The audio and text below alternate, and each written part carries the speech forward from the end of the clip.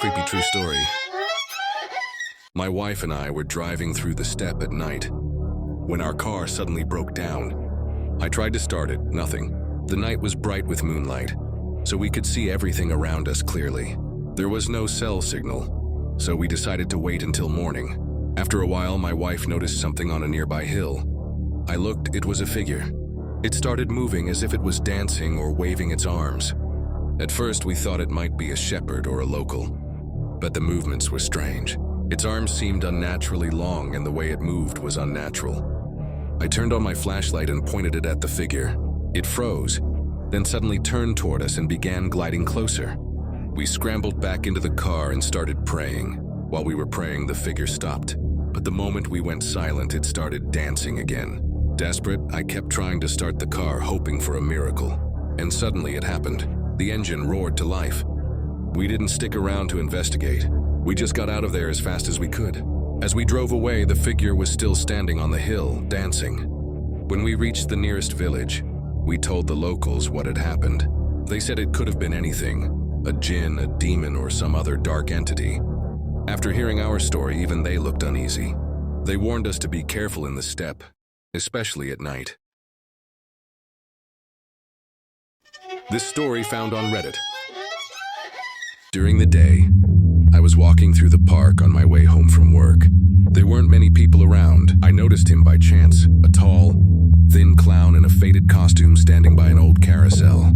He wasn't moving, wasn't handing out balloons to kids, wasn't entertaining anyone. He was just staring at one spot. I walked past without paying much attention, but something about him unsettled me.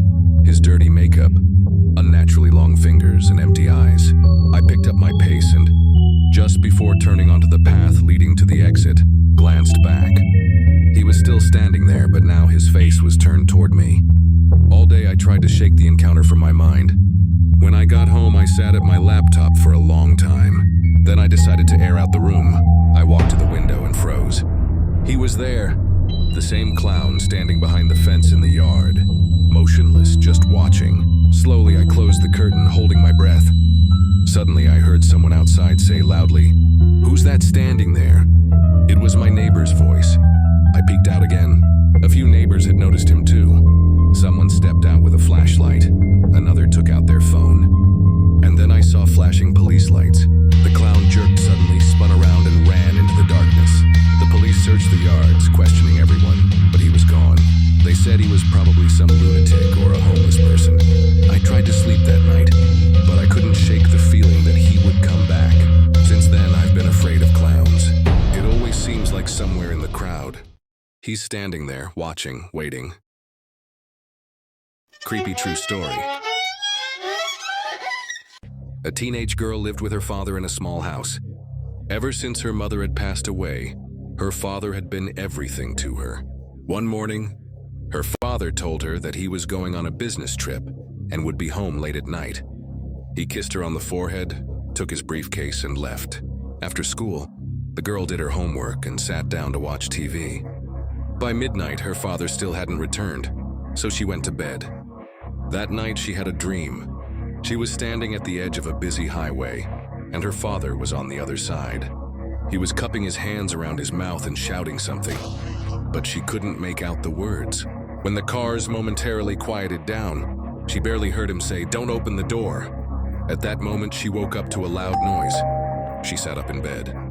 The sharp sound repeated several times, followed by the doorbell ringing.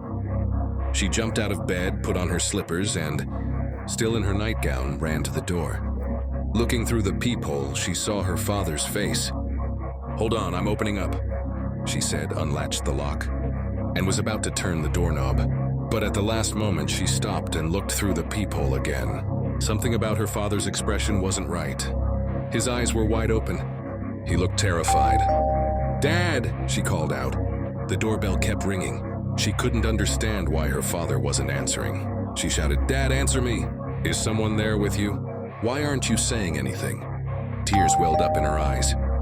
The doorbell kept ringing and ringing, but her father remained silent. "I won't open the door until you answer me." Her voice was trembling. She sat in the corner of the hallway, listening to the endless ringing. Eventually, she fell asleep. At dawn, she woke up, walked to the door, and looked through the peephole again.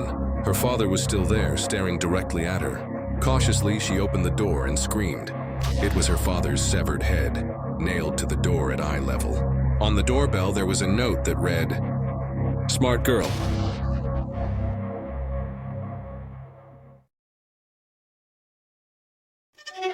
Real creepy stories. When I was 12 years old one evening, I went into my mom's room to say goodnight. As I entered, I saw that she was already asleep. I didn't want to wake her, but suddenly she opened her eyes. In the very next second, she jumped at me and grabbed me roughly, throwing me onto the bed. Her hands tightened around my neck, making it hard to breathe. I managed to push her off, got up, but just as I tried to escape, she grabbed my hair. I elbowed her in the stomach and ran out of the room, screaming for my dad. As I reached the hallway, I heard the bedroom door slam. Behind me and the sound of fast footsteps chasing after me. But when I rushed into the living room, I froze. Sitting at the dining table were my mom and dad. Then, who was in the bedroom? I clearly saw her face. It was my mother. She looked insane. But how could it be her? My parents were horrified by my story. They thought maybe it was an intruder who looked like my mom. And in my panic, I got confused. A year passed and we eventually forgot about it. Then one night, after a long day, I fell asleep. But in the middle of the night, I woke up to something heavy pressing down on me. Then a sharp, burning pain on my face. When I opened my eyes, I saw my mother again, trying to scratch me. It was almost impossible to break free, but I somehow managed. As I ran toward the bedroom door, she grabbed my leg, and I crashed to the floor, smashing my nose. I barely managed to escape and ran straight to my parents' room. My mom and dad were in bed, looking absolutely terrified when they saw me, my face covered in blood. They were so disturbed by what happened that they decided it was the house. Within a week, we moved. After that, the strange clone of my mother never appeared again. The only thing that remains of the story is the scar on my forehead from a deep scratch. This story found on Reddit. The call came in at 11:40 p.m. Neighbor reported hearing female screams from the apartment. Across the hall, screams that sounded like torture. My partner and I arrived 10 minutes later. A man in his 50s opened the door, pale with red-rimmed eyes. The apartment was stuffy, smelling of wax and sweat. "Everything is fine," he said. But behind him, another scream rang out. We entered without an invitation. In the middle of the room, a young woman was writhing on the floor, her hands and feet strapped to the legs of a bed. Next to her stood a woman, probably her mother, and an elderly priest in a cassock. An open Bible lay before him, his lips silently whispering prayers. "What's going on here?" my partner barked. We're casting out a demon," the girl's father stammered. The girl looked at us through her tangled hair, tears streaming down her face. "Help me!" she screamed. "Hands off her." I pulled out my handcuffs. The mother lunged at me. "No, you don't understand. She's something else." "This isn't demons," I said harshly. "This is psychiatry." The girl was taken to the hospital. Her parents and the priest were arrested. Diagnosis? Common epileptic seizure. She could have died.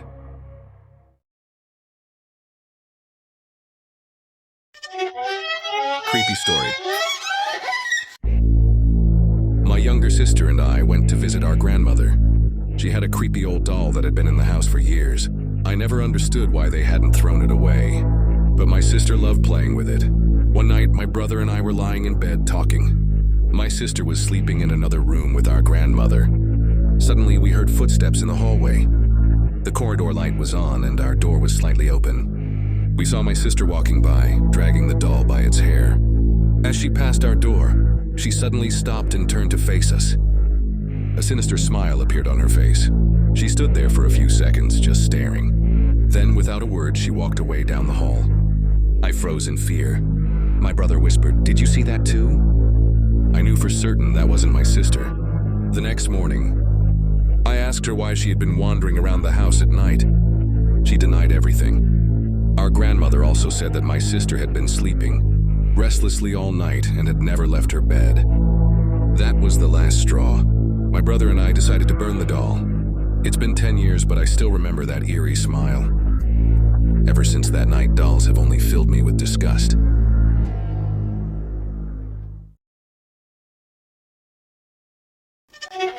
This story was found on Reddit. A Reddit user shared a post describing a strange situation they were experiencing, without realizing what was actually happening. On April 15th, they discovered a yellow sticky note on their desk, written in handwriting that wasn't theirs. The note reminded them to take care of certain tasks, things only they knew about. It felt odd, but they assumed they had written it, themselves with shaky hands. While half asleep and simply forgotten, they threw the note away and moved on. On April 19th, another note appeared, this time stuck to the back of their chair. It was written in the same unfamiliar handwriting and warned them to make sure they had saved their important documents.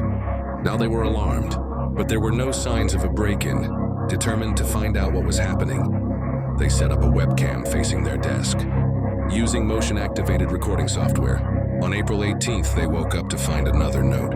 It read, "Our landlord won't let me talk to you, but it's really important that we meet." Shaken, they rushed to check the webcam footage, only to find nothing. The recording from the previous night was missing. Even the recycle bin on their computer was empty, though they were sure they hadn't deleted anything. This meant someone had noticed the camera and erased the footage. On May 1st, they found yet another sticky note, this time blank, placed outside their door. They wondered if they should go to the police, but they had no concrete evidence, since the notes were written on their own stationery with their own pen. They feared the authorities might think they had faked everything. Should they ask the landlord? Talk to the neighbors? That's when another Reddit user stepped in with a theory: carbon monoxide poisoning. There's a good chance you're writing the notes yourself, but forgetting about it. Do you use sticky notes regularly at work or in your daily life? The issue might be psychological, possibly dissociative disorder, but there could also be a physiological cause. You mentioned your bedroom is unusually narrow and has no windows. Could it be that you're not getting enough fresh air while sleeping? Or even worse, could there be a carbon monoxide leak in the building? Other symptoms would include severe headaches. You know your medical history best, but if you suspect you might be writing these notes yourself and forgetting, there's no shame in seeking professional help. In the end, it turned out that there was a carbon monoxide leak in the building. The levels in the user's room were 10 times higher than the safe limit. They had been unknowingly poisoning themselves for a long time. Thanks to a stranger on Reddit, their life was saved. Real creepy stories. I work as a nurse in the intensive care unit. We had a patient with sepsis who was 29 weeks pregnant. During my shift, she went into labor, and we delivered a stillborn baby. I performed post-mortem care, placed the baby in the appropriate container, and carried it to the morgue. It was the middle of the night, and I was alone in the elevator. Suddenly, I heard the baby start crying. I was absolutely stunned.